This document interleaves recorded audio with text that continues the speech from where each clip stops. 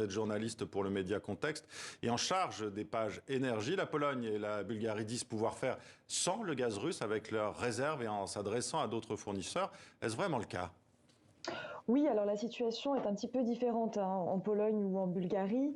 La Pologne, effectivement, a des vrais stocks, 76% de gaz encore en réserve, donc elle peut tenir plusieurs mois.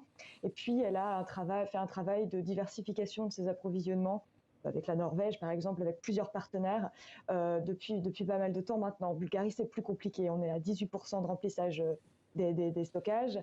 On peut tenir un mois globalement. Mais on peut compter sur la solidarité européenne dans les deux cas, et donc les dirigeants, c'est pour ça, se veulent assez rassurants. Pourquoi la Russie a-t-elle d'abord ciblé la Pologne et la Bulgarie? Alors pour la Pologne, c'est assez simple. Pour la Bulgarie, c'est un petit peu plus étonnant. D'abord, les deux pays ont refusé de payer le gaz en roubles, comme l'exigeait Poutine depuis le 23 mars dernier. Mais bon, ça, à la limite, c'est le cas d'à peu près tous les pays européens, à l'exception de la Hongrie. La Pologne est l'un des pays les plus actifs pour demander des vraies sanctions contre la Russie, notamment un embargo total sur le gaz russe. Et c'est aussi une véritable plaque tournante de la logique de livraison d'armes que les Européens essayent de mettre en place vers l'Ukraine. Donc voilà, un pays assez hostile, bien repéré par Poutine. Pour la Bulgarie, c'est un petit peu plus étonnant parce que voilà, il n'y a pas de livraison d'armes bulgares.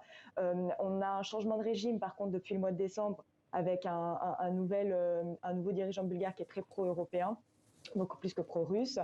Et puis voilà, par contre, c'est vrai que la Bulgarie s'était dit, en fait, c'est pas les mêmes gazoducs qui alimentent Bulgarie et Pologne. Et la Bulgarie s'était dit, bah, nous, on est sûrement un peu plus à l'abri parce que notre gazoduc, il alimente aussi la Hongrie et la Serbie, qui sont des voisins pro-russes de la Russie. Et puis pourtant, voilà, elle est touchée aujourd'hui. Je pense que c'est simplement une manœuvre de la Russie pour dire, voilà, personne n'est à l'abri, et pour essayer de briser l'unité européenne au maximum. Justement, quelles sont les solutions de repli pour les Européens? L'Union européenne s'est préparée et élabore une réponse coordonnée, indique ce matin Ursula von der Leyen, la Oui. présidente de la Commission européenne.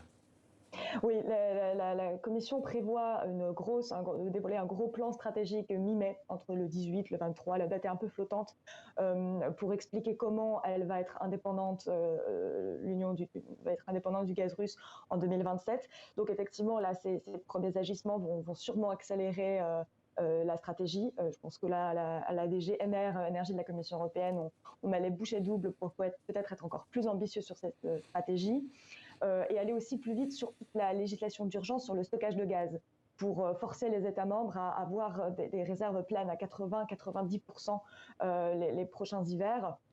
La stratégie, c'est aussi la diversification. On est déjà allé voir les États-Unis, on va aller voir peut-être au sud aussi, l'Algérie, voire aussi avec la Norvège, le Qatar. Et tout ça aussi peut se faire dans un cadre commun, un cadre européen, via des achats communs, achats groupés de gaz, un peu comme on avait fait pour le vaccin. C'est en tout cas ce qu'espèrent mettre en place plusieurs pays européens. Merci Anna Hubert pour cet éclairage.